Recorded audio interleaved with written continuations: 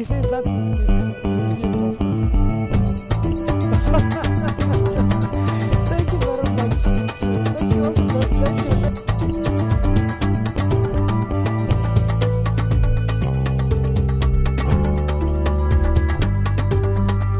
you. We do both. We continue charting the way forward. We are pathfinders. We champion South Africa's foreign policy. We push for South Africa's national interests through collaboration and cooperation. That's what we did successfully in the past 5 years. But a diplomat doesn't go around fanning fires. A diplomat's job is to put down fires where they are.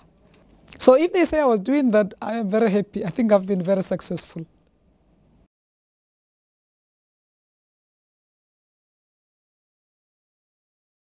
Let me say 80% of leaders we have in our continent today have come through democratic electoral process.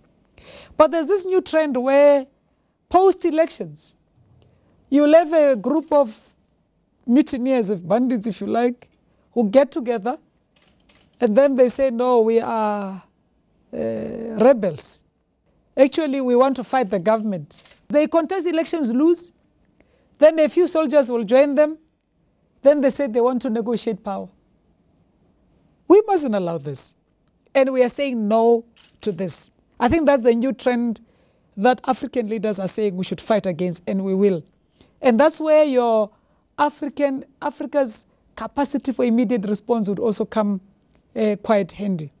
Africans also have to work towards finding African solutions for African problems. We wouldn't be having anything called government in Somalia today if it did not take a few African countries to take the bull by its horns and start fighting that piracy and insurgency in Somalia. They are not done yet. We are not done yet. But at least we are getting somewhere. That which has happened in Nigeria now recently, if you look at it from a distance, it's like, oh, it's a Nigerian problem. But I'm sure as a woman like you and me, even if it were 2 girls, it's too much. Abuse of women and children should not be tolerated in any corner or nook of the world. There's a summit coming in the next coming few weeks. We will give the opportunity to our leaders to say, how do we reach out to Nigeria through the African Union? And I am still very hopeful that we will find a solution.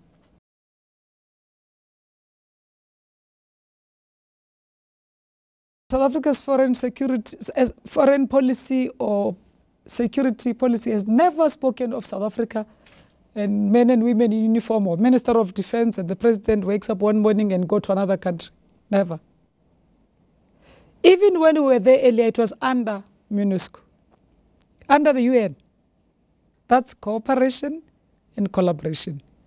Now, one of the negative forces that have been identified in that strife is FDLR. Well, they said they've started surrendering. They wrote a letter in April. They said, can we please surrender to SADC? Ideally, would have loved that people who feel politically aggrieved in that region need to participate in elections, would want to interest all political entities, if they exist, to rather participate in a democratic process in a given country. That's what we believe in. That informs us in diplomacy of Ubuntu. When do we want our soldiers back? Yesterday. That's why the sooner these negative forces that have been identified are neutralized, our people should come back home where they belong. We are very opposed for unilateral military intervention anywhere in the world. We don't want any power to say, I am big. Today, Kinala Babalas, I am going to intervene there because I don't like what's happening there. We do have the UN. We should follow the norms and principles. We all respect that we are independent and sovereign states.